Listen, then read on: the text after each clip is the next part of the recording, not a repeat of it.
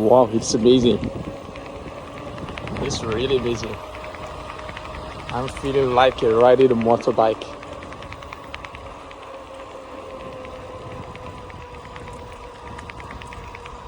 So ဘင်းကနည်းနည်းနေပြီးတော့များသွားနေတယ်ကျွန်တော်စပိန်စီးလာတာနေ့စီကြာသွားပြီဒီစပိန်ရဲ့ function ကိုကျွန်တော်မသိသေးဘူးလူပါတင်လို့ရတယ်ကျွန်တော်ခိုင်းလို့ပါသူ့ဘာသူသွားနေတယ်ဗျာတိလားမမောင်းဝင်းနဲ့သူမော်တာနဲ့သွားနေတယ်လို့ဖြစ်နေကျွန်တော်သဘောကျအောင်ရတယ်ဘီယာလေးဝါလုံးနေရှိရတိလားညှိတွေ့ရင်တော့ယူသွားလို့ရပြီလဲဆက်မြည်တယ်စားမှာတခါလေ